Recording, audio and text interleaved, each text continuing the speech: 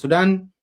بدرونن بصر درونن بتعم تفلاتيتنا هون تغدلا اب حدا ورحي سلسته درون ኢትዮጵያ ምውዳቅ ማለት ዓብይ ነገር ስለ ዝኾነ እዚ ጥራሕ ኣይኮነን ሰራዊት ሱዳን ነበርት ይኸት ስለ ዘሎ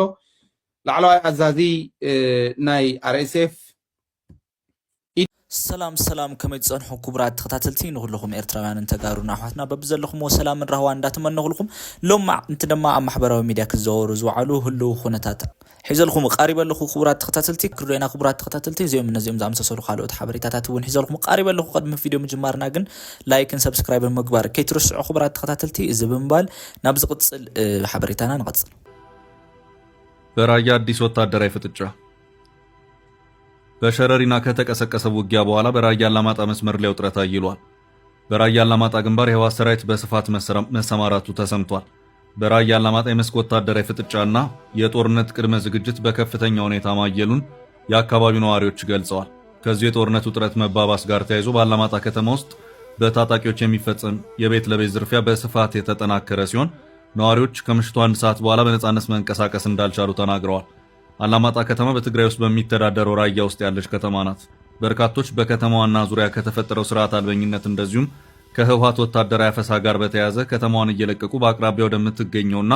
በአማራ ክልል ስር ወደምትተዳደረው ቆቦ ከተማ እየገቡ መሆኑን ዶቼ ቬሌ ከዚህ ቀደም ባሰራጨው ዘገባ ያመለከተ መሆኑን አይዘነጋም። በተመሳሳይ መልኩ ከሰሞኑም የህወሓት ታጣቂዎች ፊታቸውን በሽርጥና በተለያዩ ጭንብሎች በመሸፈን ቤቶችን እየሰበሩ የሰዎችን ገንዘብ፣ ወርቅና የእጅ ስልኮችን በኃይል እየወሰዱ እንደሚገኝ ይሄው የዶቼ ቬሌ ዘገባ አክሎ አመላክቷል። በኢትዮ ሱዳን ድንበር ሸረሪና አካባቢ በትግራይ ኃይሎችና በፌዴራል መንግስት መካከል የነበረው ውጊያ ጋብ ባለበት በራያ የተከሰተ ውጥረት የግጭት ስጋት አሁንም በተለያዩ አቅጣጫዎች እያየለ መምጣቱን ያሳየ ሆኗል። የህወሓት ሰራዊት በራያ ግንባር ስትራቴጂካዊ በሆኑት በጨርጨር፣ በቢሶበር፣ በቡታ መርፌ፣ በዋጃ ቆቦ፣ በጃሮታ፣ በዳኒ ያለኮ፣ በሰሌን ውሃ፣ በባይባዋና በቁሙጋ አካባቢዎች በርካታ ሰራዊት በስፋት ማሰማራቱን የተገለጸው ታጣቂዎቹ ለጦርነት ዝግጁ እንዲሆኑ ቀጥተኛ ወታደራዊ መመሪያ እንደወረደላቸው የተገለጸ ሲሆን በአካባቢው ትራንስፖርትና የባንክ አገልግሎቶች ሙሉ በሙሉ በመስተጓጎላቸው ምክንያት ደንበኞችና ነዋሪዎች ለተጨማሪ ከፍተኛ ክፍያና እንግልት መዳረጋቸውን ዶቼ ቬሌ በዘገባው አመልክቷል። ባለፉት ወራት በፌዴራል መንግስቱና በህወሓት መካከል እየተባባሰ በመጣው ውዝግብ ምክንያት ጦርነት ሊቀሰቀስ ይችላል የሚል ስጋት በበርካቶች ዘንድ ሲስተጋባ ቆይቷል። በ2013 ዓ.ም ተቀስቅሶ ለ2 ዓመታት የተካሄደው የእርስ በእርስ ጦርነት በመቶ ሺዎች የሚቆጠሩ ሰዎች ህይወትን እንደጠፋበት የአፍሪካ ህብረት ልዑክ ገልጾ ነበር። የአፍሪካ ህብረት ከ3 ዓመት በፊት ሁለቱን ወገኖች በደቡብ አፍሪካ ፕሪቶሪያ ወደ ሰላም እንዲመጡ ካሸማገለ ወዲህ በክልሉ አንጻራዊ ሰላም ሰፍኖ ቆይቷል። ህጋዊነቱን ያጣውን ህወሓት የሚመሩት ደብረጽዮን ገብረ ሚካኤል ከፌዴራል መንግስቱ ጋር ዳግም ጦርነት ይቀሰቀሳል ተብሎ በሚሰጋበት ወቅት ሐምሌ 12 ቀን 2018 ዓ.ም ለመቀሌ ነዋሪዎች ባደረጉት ንግግር የፌዴራል መንግስቱን እንደሚገዳደሩ በመግለጽ ዛሬ እንደበፊቱ ብቻችንን አይደለንም፣ ብዙ ወዳጆች አሉን ሲሉ ተናግረዋል። የፌዴራል መንግስቱ ህወሓት ከኤርትራና ኢትዮጵያ ተቀናቃይ ናቸው ካላቸው ሀገራት ጋር በመሆን አገሪቱን የሚያናጋ እንቅስቃሴ እያደረገ መሆኑን በተደጋጋሚ ሲከስ ቆይቷል።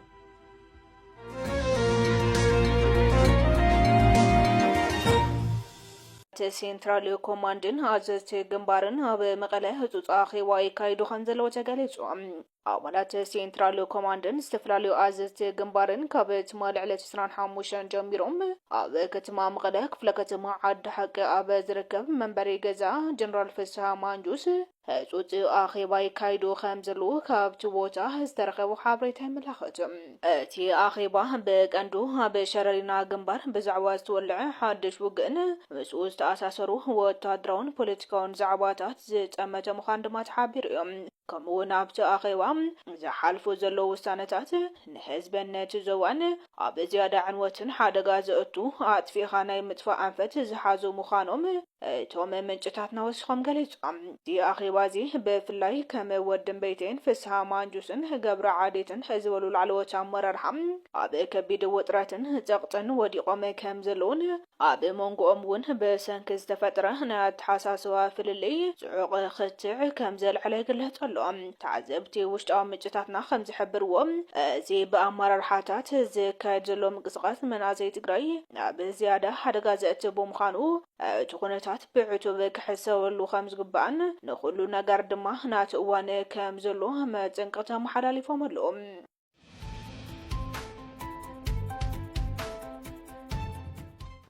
ጀነራል ወልደ ጊዮርጊስ ወይ ድማ ሸሪፎ ካብዞም ጣዕሚ ቤስት ዝበሃሉ ኣርሚ ኣዛዚ አርሚ 33 አው ዝሕለፎ መልእኽቲ ኣብ ዓፋር ሸፊቶም ዘለው ተጋሩ ናብ ዓዶም ንኽኣትዩ ዘለዎም ጥያቄ ብሰላማዊ መንገዲ ንመንግስቶም ንኽጥይቁ እንተዘይ ኮይኑ ካብዚ ሓሊፍና ናብ ብልጽግና ሓሻኽር ኮይና ናብ ትግራይ ጥይት ክንትኩስ ኢና እንድሕር ኢልኩም ግን ናፍታ ዝኣተኹምዋ ጉድጓድ ኣቲና ክንቀውረኩም ኢና ዝብል መልእኽቲ ሕሊፉሎ እስካብ ኸዚ ሰራዊት ትግራይ ትማንጎ ብሓደ ዋጋ ከፊልና ኢና ከተደቅኖ ኢና ክምለሱ እዮም ዓዶም ከኣትዮም ዝብል ኣተሓስባ ነይሩ ኣብዚ ኸዚ ንሪኦ ዘለና ደረጃ ግን ናብ ትግራይ ኩናት ክኸፍቱ ምስ ብልጽግና ኮይኖም ምድላው ስለወዳኡ ስለዚ ናቆተልኹምዎ ሰራዊት ትግራይ ስቕ ኢሉ ዝርአኩም መንገዲ የለን ናፍታ ዝኣተኹምዋ ጉድጓድ ኣትዩ ክቀውረኩም ምዃኑ ፍለጡ እዚኣ ተዓዝኹም ካብ ሕሽክርና ወፂኹም ዓድኹም እታ እያ ተዚ ኮይኑ ኣብ ዓፋር ኹምካ ዝምለስ ጥያቄ የለን ትግራይ ኣብ ትግራይ ትጥየቕ ጥያቄኻ ኣብ ትግራይ ድማ ከም ማንም ትግራዋይ መልሲ ይባወካ ማለት እዩ ስለዚ ሕልፊ ተጋሪኹምኩምን ኣብ ውሽጢ ትግራይ ዘሎ ምስንደይ ሽግሩ ምስንደይ ፀገሙ እዩ ተሸኪሙ ዝኸድ ዘሎ ስለዚ ማዕረ ትግራዋይኻ ታፀገም ትኾን ተሓጎስ ብሓደ እንካፈላ ማለት እዩ እቲ ተዳጊኑ ዝኣተወ ዕሱብ ሰራዊት ብልጽግናን መሻርኽትን ንምርኣዩ ብዘሕዝን መንገዲ ዝሃለቐ ኮይኑ ሕዚ ትካላት ጥዕና ምዕራብ ትግራይ ጎንደርን ከባቢኡን ብውግኣት ጸላኢ ዓብለቕለቕ ኢለን ይርከባ ሰላም ከመይ ትውዕሉ ዝኸበርኩም ተመልከትና ካብ DW ኢንተርናሽናል ንሎሚ 27 ሓምለ 2018 ዓመተ ምህረት ተዳለው ዜናታት DW ሱሳ ጀሚሮም ኣለው ማህደር እንድሪያስ ዜናታት ብምራሕ ምሳኹም ኣለኹ ፈለማ ቀንዲ ዜናታት ክንቀድም ስርዓት ብልጽግና ምስ መሻርክቱ ኣብ ምዕራብ ትግራይ ብኣንፈት ሸረሪና ኣብ ልዕሊ ሰራዊት ትግራይ ዝኸፈቶ ቁልዕ ውግእ ሰፍ ዘይብል ውዕረታት ከም ዝበጽሖ መንግስቲ ትግራይ ገሊጹ ህዝቢ ትግራይ ህልውንኡን ሉዓላውነቱን መሰል ዓርሰ ውሳነኡን ብቃልሱ ናይ ምርግጋጽ ሓላፍነት ከም ዘለዎ ድማ ኣብ እዋናዊ ኩነታት ኣድሂቡ መግለጽ ዘውፀ መንግስቲ ትግራይ ሓቢሩሎ ወልደ ምህረት ገዛኢ ካብ መንግስቲ ትግራይ ዝተወሃበ እዋናዊ መብርሂ ጆኖሳይዳዊ ውልቀ መላኺ ስርዓት ብልጽግና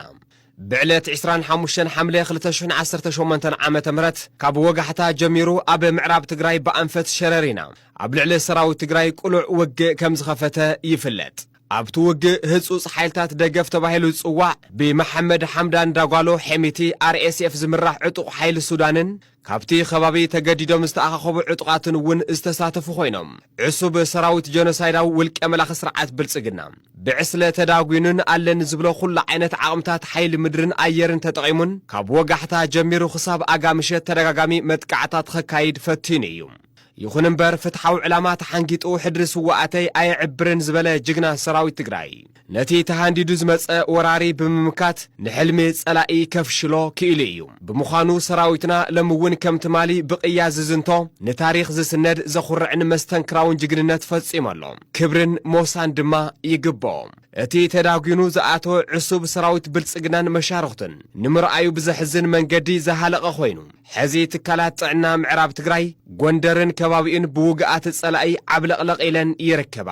ነዚ ስዒቡ ኣብቲ ከባቢ ንዝተፈጠረ ምድንጋጽ ንምሽፋን ብዙሓት ውግኣት ብኣውሮፕላን ተጻዒኖም ናብ ካልኦት ከባብታት ኢትዮጵያ ተወሲዶምን ይውሰዱን ኣለዉ ብልጽግና ንህዝቢ ትግራይ እንተይብረሰ ፈጺሙ ክድቅስ ኣይኽእልን ብምዃኑ ትማሊ ዝፈተኖ ብዕስለ ዝተሰነየ ወራር ኣብ ዝኾነ እዋን ብዝኾነ ኣንፈት ክቕጽለሉ ከም ዝኾነ ኣየጠራጥርን ህዝቢ ትግራይ ድማ ህልውንኡን ድሕንነቱን ሉዓላውነቱን መሰል ዓርሰ ውሳንኡን ናይ ምውሓስን ሕጋውን ተፈጥራውን መሰል ኣለዎ ስለዚ ኣብ መንጎ ምብራስን ምህላውን ኣብ ዝካየድ ግጥም ዓወት ናይ መን ምዃኑ ዓለማዊ ተመክሮ ኾነ ናይ በዓልና ታሪኽ ህያው ምስክር እዩ ክብርን መጎስን ንጀጋኑ ስዋኣትና ዘበት ንብሔራዊ ብርሰት ብሔራዊ ክልላዊ መንግስቲ ትግራይ መቐለ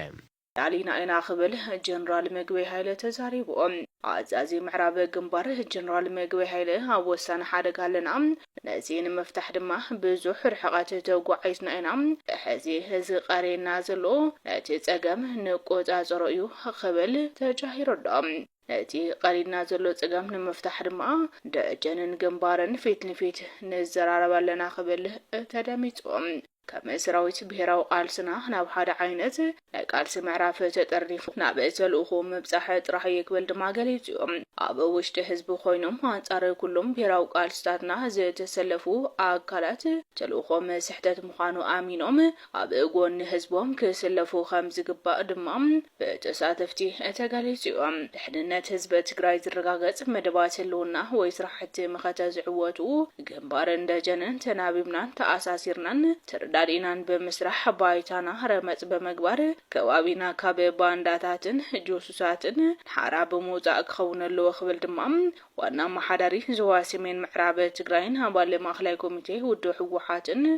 ወልደ አብርሃ ገብረ ጻድቅ ገሊጹሎም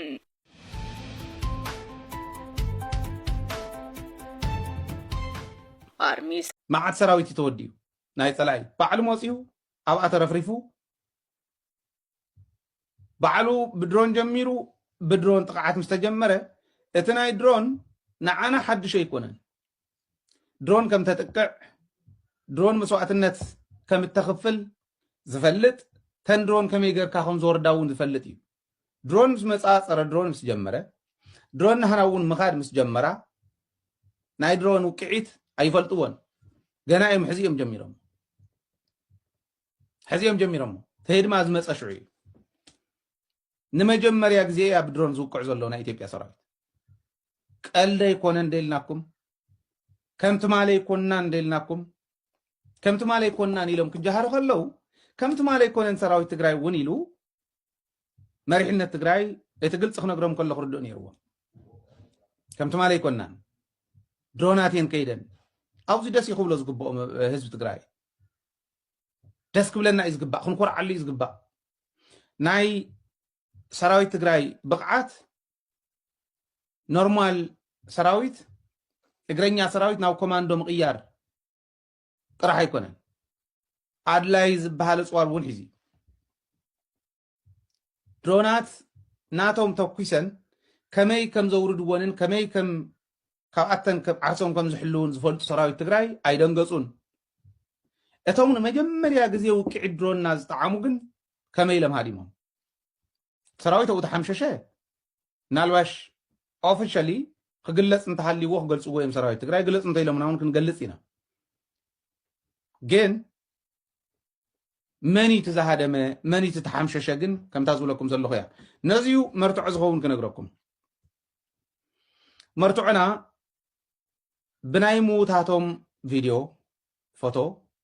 بناي قصلاتهم بزحي بناي مروخاتهم بزحي إنا خنقلص خندزي إلا خقلص أيدالن مخنياتو كحتتانو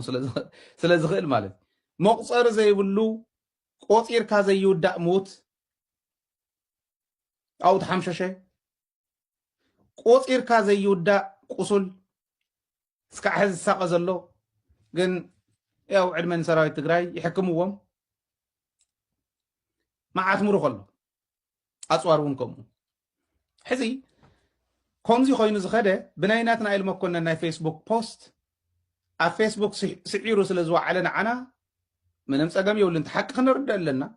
ነገር ግን زوم صلوت يولن حسيم ا فيسبوك سلاز حسو لوطهم صيخون نسمكم يولن نحنا تحق እንዳቅ አልዓና نخيد حاده نحزو زلنا ግን اتن زمص مرتعب مول انتن حز ገልጸን ዘለኹ አውጽው ወንቴልኩም ናخنوصن نخل ስእልታት ቪዲዮታት ናይ ሞታት ናይ ሙሩኻት ናይ ቁስላት ናይ ጿር እዚኹን ገልጸን ኸኢና ግን ካብ ሰራዊት ትግራይ ምስተዓዘዘ ክግለጽ ከለውን ክገልጹን ዝኽእሉ መሃብ ወሳኒ ተጠፋኒን ካኸም ብዕራይ ቆውዕ ይኮነን ዝኽእል ሓቢርካ ይስራሕ እዚን መራሕትና እዩ ስለዚ ናይ ሰሜን ምዕራብ አዛዚ ናይ ሰሜን ምብራቅ አዛዚ ሰፋ ቸኮልውን እዚ ምስ ሰምዐ ብር ነበለ ንዓፋር ይመጽኹን መጽይና እዚ እቶም ሙሩኻትን ቁስላትን ሞታትን አውጽዎም ዝተባሃለ ክወጽዮም ሓደ ክንሕዘ ዘለና እዚ ግን ዓቕሚ ሲኢኖም እምበር ህዝቢ ትግራይ ዝውድእሉ ህዝቢ ትግራይ ዘጽንትሉ ዕላማ ሒዞም ዝመጹ ጸላእቲ ስለ ዝኾኑ ሕዚ እውን ኩናት ዝኸፈቱልና ሶም عقم ترخيهم كتفونا زدريو نسم نحنا تعباي دليتنا مريتنا مملاسيا لا لونتنا مخباريا تفنقلتنا مملاسيا ازيو ሕገ መንግስቲ ዝፈቅደልና ዓለም እትርዳእልና ባዕልና እውን ፍጹም ናብ ዋጋን ዕዳጋን ዘይነቕርቦ እዩ ፀላእ እውን ፈልጦ እዩ ሸፋቱ ሓረ መሬት እጉግመ መፂኩም ኣሎ ምስ ተባሃሉ ይተረፍዶ ምስ ቲዲኤፍ ክገጥሙ ይተረፍዶ ንቲዲኤፍ ገጢምና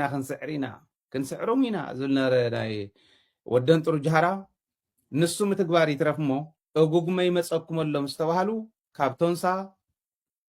እስካዕ ኤሪብቲ ብህድማ ዓዲ ህዝቢ ዓፋር ብፍላይ እስካዕ ዝገርሞ ሓያል ናይ ጉያ ናይ ህድማ ምርኢት ነይሩ ክበሃል ይከኣል እዩ ትማሊ ሰበር ኢልና ኣቲና ዝተወሰነ ሓፂር ፕሮግራም ሰሪሕና ኢና ናይ 15-16 ደቂቃ ዝኸውን ነገር ግን ሕዚ ዲቴይሉ ብዝተወሰነ መልክዑ ከቕርበልኩም ሕዚ ሃዲሞም ወይ ሃደሙን ዝብል ጉዳይ ንምንጋር ኣይኮነን ኣብዚ ጉዳይ እዚ ኣብዚ ናይ ህድማ ናይ ሸፋቱ ሓራ መሬት ከልዕሎም ዝደልዮም ሰለስተ ነገራት ኣለዉ እቲ ሓደ ትግራይ የፅርፉ ትግራይ የዋርዱ ከም ዘለው ክፈልጡ እደልዮም እየ ህዝቢ ኢትዮጵያ እውን ክፈልጥ እዚኦም ካብ ትግራዋይነት ወፃእ ዝኾኑ ኣብ ትግራይ ተወሊዶም ገሊኦም ኣብ ትግራይ ዕትብቶም ተቐቢሩ ይኹን ዳ እምበር ትግራይ ንኽወግኡ ትግራይ ንኸጥፍኡ ካፍቱ ናይ ደገ ፀላእን ላዕሊ ዝቃለሱ ዘለው ፀላእቲ ትግራይ እምበር ትግራይ ዝገልፁ ጅግንነት ትግራይ ዝግለፀሎም ሰባት ኣይኮኑን እዚኦም ፀሊም ታሪክና እቲ ፀሊም ክፋል ታሪክ ናይ ትግራይ ዝውክሉ እዮም ስለዚ ጅግንነት ተጋሩ በዚኦም ዝግለፅ ከይመስለኩም ክብሎም ደሊ ንምንታይ ባዕሎም ዓፋር ገሪምዎ እዩ ህዝቢ ትግራይ መን ምዃኑ ዝፈልጥ ዓፋር እዚኣቶም ሸፋት እዮም ዝሸፈተ ከዓ ናይ ሌባ እኩብ ስለ ዝኾኑ ካብ ሌብነት ካብ ተሓታትነት ንምምላጥ ስለ ዝኾነ ናብዚ ዝመፁ ገሊኦም ከዓ ስልጣን ደልዮም ደኾን በዚ ሸረፍ ኢልካ ብልፅግና ሓጊዝና ንኣቱ እሞ ስልጣን ንሕዝ ዝብል ድልየቶም ንምስኻዕ እምበር ንህዝቢ ትግራይ ዝቃለስ የብሎምን ኢሉ ዝኣምን ዝፈልጥ ዓፋር ይፈልጦም እንታይ ይገብሩ ከም ዘለው ንምንታይ ይሃድሙ ከም ዘለው ሰራዊት ኢትዮጵያ ባዕሎም ግን እቶም ክልተ እዚ ብዓፋር ገጽ ዘለው ዝብልዎም ሳልሳይ ርሕቕ ኢሉ ዓፋር ኮይኑስ ኣብቱ ቦርደር ከባቢ ዘሎ እዚኦም ግን ገሪምዎም ካብ ቶንሳ እስካዕ ኤሪብቲ ህድማ ጉያ እሞ ዓብ ተጋሩ ክርኢ ከሎ ትግሬም ይሸሻል እንዴ ኢሉ አይሸሽም እውነትን ነው ትግሬ አይሸሽም ትግራዋይ ህድማ መግለጺ ኣይኮነን ንምንታይ መሲልኩም ምድላው አብይ አሕመድ ዋላ በጽዋር ደረጃውን ተንዝ ጀሃረለን ዝቀነየ ከነጽንዕ ቀኒና ንሕና ደደቢት ከነጽንዕ ቀኒና ከነግረኩም ይሕዝ ሓደ በሓደ ዋላ ኩለን ተዘይዘርዘርኩወን ተንክንገራ ዝኽእላ ግን ተናብ መራሕትና ዝኸዳን ኣብ መራሕትና ሰዲድና ኣለና ተነብዚኣ ክነግረኩም ዝኽእል ክነግረኩም እዩ ዘጀሃሩ አብይ አሕመድ እንታይ ንኣብነት መዓት መድፈዕ እምፅየ መዓት ከምዚ እምፅየ እናበለ ዓፋር ይጀሃር ነይሩ ኣብ ዓፋር ናብ ኣሊ ዳሃር ከባቢ እናተመለሳ ሪከርድ ገይሮም በደንብ ስኢሎም ዝሰደዱልና ዓፋር ኣብ ቀዳማይ ደረጃ ቤት ትምህርቲ ዓሊ ዮሴፍ ዝነበራ ኣብ ቡሬ ከባቢ ዝነበራ ንኤርትራ ተባሂለን ዝነበራ 6 መዳፍዕ ሰብኣይ ዘለዎ ኾዩ ዘለዎ ዓብይ ነገር ዘለዎ ኸይመስለኩም ርግፅ ሓደሽ ዘምፀነሉ ኣሰነውን ክነግረኩም እየ ተንታንኪ ተን መድፍዑን ክነግረኩም እየ እዚአን ንምንታይ እየ ዝነግረኩም ወታደራዊ እዩ ክወፀ ይግብኦን ዝበሃል እውን ወታደራዊ ዋላ እንተኾነ እቲ ሲሪየስ ዝኾነ ዳታ ንዝምልከቶ ሂብና ኣለና ግን እስኪ ይፍለጦ ንፈልጥ ምዃንና ይትረፍደ ሰራዊትና ይትረፍደ ኢንተለጀንስ ሰራዊት ትግራይ ንሕና ኣብዚ ደደቢት ሚድያ እውን ኣብዚ ኮይንና ከም እንፈልጦ ክነግሮ ደልየ ኣብ ስታንድ ባይ ዝነበራ እየን ብዕለት ሓደ ወርሒ 11 ባሕቲ ማለት እዩ ሕዚ ናብ ኤሊ ዳሃር ገፀን መሊሰን ከይደን እዚአን ስኢልና እየን ኢና ያው ኣብ ላዕሊ ጠበንጃ ዝሓዙ ሰባት ስለ ዘለዉ እምበር እኒሄ እዩ ኣብ ኣርካይብና ኣሎ እዩ ጠበንጃ ዝሓዙ ንስታት ስለ ዘየድንቕ ዩቱብ ሓልፈኔ ግን ሲኢልና የኔና ክምለሳ ከሎ ካሊእ ኣለዋን ዓፋር ምስክርና ዓፋርን ትግራይን ሓቢሩ ስለ ዝሰርሕ ብደንቢ ዓፋር ምስክረይ የቕርበልካ ኣለኹ ሕዚ ክድንግፅ እዩ ርግፀኛ እየ ክድንግፁ እዮም ከመይ ገይሮም እዮም ዝረኽብዎ ክብሉ እዮም ናይ ደደቢት ኢንቴሊጀንስ እኳ ረኺብዎስ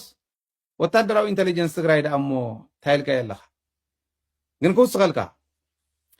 ፅገና ታንክታት ኣትዩሉ ሕዚ ኢኮኖሚ ናይቲ ዓዲ ሓሞኽሽቲ እንድያ ኮይና ዶክተር ደረጀ ቅድሚ ዓመታት ቅድሚ ሙማቱ ተዛረበ ዓንቶ ወይ ትሰምዕዎ ዝነበሩ ሕወሓት ክጠፍእ ዘይኽእል ሓይሊ ምዃኑ ኣረጋጊፅ እዩ ሓሞኽሽቲ ገይሮ እየበል ሓደ ሓደ ቡምባ እንጢበላ ከተማ ትግራይ ይበል ክተጥፍኦ ከም ዘይትኽእል ኣረጋጊፅ እዩ እዩ ዝብሎ ነይሩ ነዚ ከዓ ተገልቢጡ እቲ ጉዳይ ኣብ ኢትዮጵያ ኣብ ከተማታት ኢትዮጵያ ዋጋ ንህረት እዚ ናይ ዋጋ ዘቕባበ ዝበሃል የጥቅዓና ኣሎ ኢኮኖሚና ይወድቕ ኣሎ ኣብ ቀረባ እዋን ከዓ ኢትዮጵያ ነንባዕላ ትባላዕ ዓዲ ክትኮን እያ ምክንያቱ 120 ሚልዮን ህዝቢ ዘለዎ ዓዲ እያ ተዋጋ ግሽበት ሌባ እዩ ዘፍሪ ናይ መንግስቲ ሌባ ናይ ግሊ ሌባ እዩ ዘፍሪ ተዋጋ ግሽበት ጭካነ እዩ ዘምፅእ ነንባዕልና ተቐታተለ ንኸብዱ ሰብ ዝቐትል እንዳፍረየ እዩ ዝኸይድ ናብኡ ተቐይራ ኣላ ኢትዮጵያ ገዚኦም እዮም ሓደሽቲ ኣብ ቀረባ ግዜ ዝኣተው ኣፅዋር ኣለውዎም እዚኦም ገዚኦም እቱ ኩነት እንዳሰፍሐ ክኸድ ከሎ ንኣብነት ቤንሻንጉል ናጠንከሩ እዮም መፅኦም ጋምቤላ ናጠንከሩ እዮም መፅኦም ኦሮሞ ናጠንከሩ እዮም መፅኦም ኣብነት ናይ ኦሮሞ እዞም ክልተ እዚ ኣብ ኩምሩክ ከባቢ ምስ ተወቕዕዎ ካብ ወለጋ ናብ ኣሶሳ ዘምፆም ዝነበረ ልሕስ እዮም ኣቢሎም ነጊሮኩም እየ ብቀዳማይ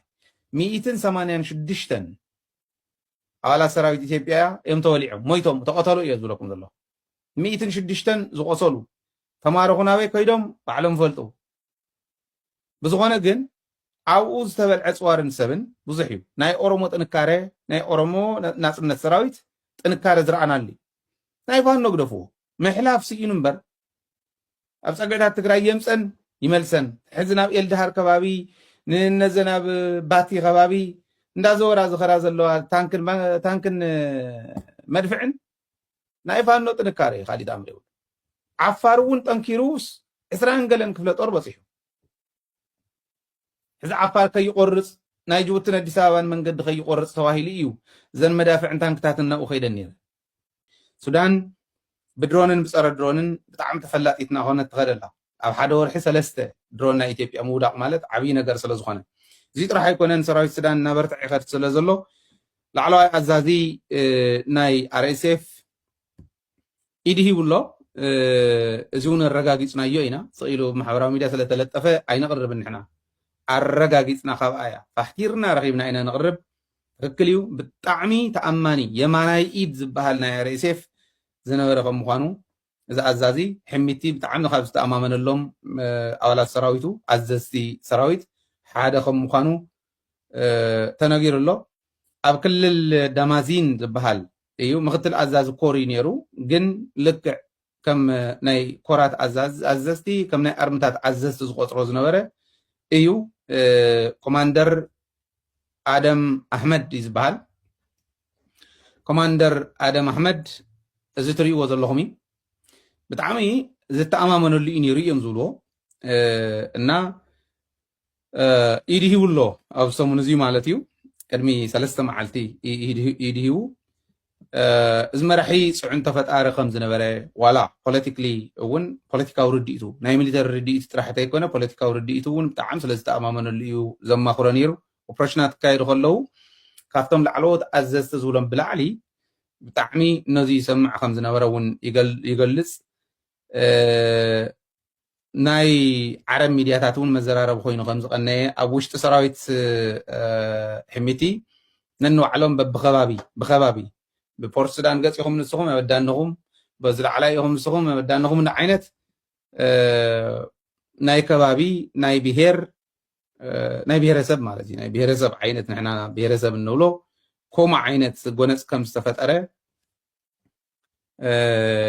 ኣዘዝቲ ከምዚ ዝበሉ ኣዘዝቲ ኢዶም ናብ ሰራዊት ሱዳን መሃቦም ጥራሕ እንተይኮነ ተራ ሰራዊት እውን ይብተኖ ከም ዘሎ ይግለጽ ኣሎ እዚ ዝብተኖ ዘሎ ሰራዊት ንዕኡ ጥራሕ ኣይኮነን ተሓሳሲብዎ ንኢትዮጵያ እውን ብጣዕሚ ስለ ዘተሓሳሰባ ወይለይ ክንዲዚኡ ክፍጠር ዲ ተባሂሉ ኣዘዝቲ ሰራዊት ኢትዮጵያ ናብ ናይ ሕሚቲ ካምፕታት ከይዶም ኣብ ብፍላይ ኣብ ናይ ቤንሻንጉል ከባቢ ኣዘዝቲ ሰራዊት ኢትዮጵያ ከይዶም ከጠናኽሩ ክብሉ ምስ እውን ክመኽሩ ከም ዝመከሩ ሰራዊት ኢትዮጵያ እውን መናእሰይ ስልጢኑ ይህቦ ከም ዘሎ ብደንቢ እስካዕ መወዳእታ ከም ዝሕግዞ ናይ ዩናይትድ ዓረብ ኤምሬትስ ድፊኢት ሕዚ እውን ይቕፅል ከም ዘሎ እዚኣቶም ይገልፁ እዚዩ ፍራስትሬሽን ምስ ተፈጠረ ሰራዊት ይብተኖ ከም ዘሎ ሓደ ኣዛዚ እውን ናብ ስዑድ ዓረብ ከይዲ እዩ ዝሓለፈ ባይዘወይ እዚኦም ግበሩ ከለው ብጣዕሚ ፍራስትሬሽን ስለ ዝተፈጠረ ምብትታን ስለ ዝተፈጠረ ኣብቲ ናይ ሱዳን ተቃወምቲ ናይ ሕሚቲ RSF ዝበሃሉ ኢትዮጵያ ብጣዕሚ ኣተሓሳሲብዋ ከም ዘሎ ይረአ ኣሎ ኣተሓሳሲብዋ ክንብል ከለና ቁፅሪ ሓደ ሱዳን ኣብቲ ፅምዶ ዘላ ኣካል እያ ስለዚ ሱዳንን ትግራይን ሱዳንን ኤርትራን ብጣዕሚ ጥቡቕ ረኽቢ ስለ ዘለወን እቲ ሪጅን ናብ ሰላም ክምለስ ይኽእል እዩ ብድሌት ኣብይ ኣሕመድ ዘይክቕፅል ይኽእል እዩ ስለዚ ኣብይ ኣሕመድ ናብ ስጋኣት ኣትዩ ኣሎ ክልተ ኣብይ ኣሕመድ ናብ ስጋኣት ኣትዩ ማለት ዩናይትድ ዓረብ ኤምሬትስ ናብ ስጋኣት ኣትያ ማለት እዩ ሰራዊት ሕሚቲ ተበቲኖም ማለት ሰራዊት ዩናይትድ ዓረብ ኤምሬትስ ተበቲኖም ማለት እዩ ምክንያቱ ዩናይትድ ዓረብ ኤምሬትስ ነዚኦም ክልቲኦም ሒዛ እያ ሪጅን ትሕምሶ ዘላ ብሱዳን ኣልፋሽካ ንምርካብ ብኢትዮጵያ እንተሽኒፋ እንተስዒራ ሕሞራን ተወሰነ ናይ ኣምሓራ መሬትን ሓዊሳ ምስ ኣልፋሽካ ሓዊሳ ናይ ምግቢ ሕስና ተረጋግፀሉ ኩነታት ንምምችቻው እዩ እቲ ናይ ዩናይትድ ዓረብ ኤምሬትስ ጉዕዞ ናይ መዓድን ናይ ካሊእ እዚ ቱ ንባዕሎም ረብሓ እዮም ዝኸድዎ ዘለዉ ማለት እዩ ስለዚ ሕሚቲን ኣብይ ኣሕመድን ተሳዒሮም ማለት ንዩናይትድ ዓረብ ኤምሬትስ ዓብዪ ሓደጋ ከም ምዃኑ ስለ ዝተፈለጠ ናይ ድሮን መዓት ይመፅእ ኣሎ ከምቱ ብቀዳማይ እውን ነቕርቦ ዝነበርና ሕዚ እውን ይቕፅል ኣሎ ናብ ባህርዳር ናብ ካልኦት ናይ ድሮን ቤዛት ናይ ኢትዮጵያ ቦምባታት እንተይተረፈ ናይ ድሮን ቁምቡላታት እውን ይቕፅል ኣሎ ዝብል መረዳእታ እዩ ዘለና እቲ ፍራስትሬሽን ግን ኣብ ሕሚቲ ጥራሕ ተይኮነ ኣብ ኣብይ ኣሕመድ እውን ከም ዝተረኣየ እዩ ቱ መረዳእታና ማለት እዩ ካሊእ ጋሻ እውን ስለ ዘለኒ ብድሕሪት ኣሎ ተስፋ ልደት ይርአካ ኣለኹ እየ ክእትወካ እየ ክልቲአን ክንርአን ማለት ንዓኻ እውን ከይሕዘካ ኣብዚ ሕዚ ዝገለፅክዎ እውን ሓሳብ እንተሃሊካ ክትህብ ትኽእል ኢኻ እንተዘይኮይኑ ጌታቸው ረዳን ጻድቃንን ኣብ ልዕሊ ኤርትራ ኣብ ዝለምቅነ ዝሕለፍዎ መልእኽቲ ኣሎ ሕዚ ኤርትራን ትግራይን ሰላም ፈጢረን ኣብ ዝኸዳሉ እዋን ኤርትራን ትግራይን ሰላም ፈጢረን ማለት መሪሕነት ትግራይን መሪሕነት ኤርትራን ሰላም ፈጢሮም ማለት ህዝቢ ኤርትራን ህዝቢ ትግራይን ሰላም ስለ ዝደሊ ሰላም ንክንረክብ ኣብቲ ከባቢ ናይ ልምዓትን ናይ ሰላምን ምንቅስቃስ ተዘይኮይኑ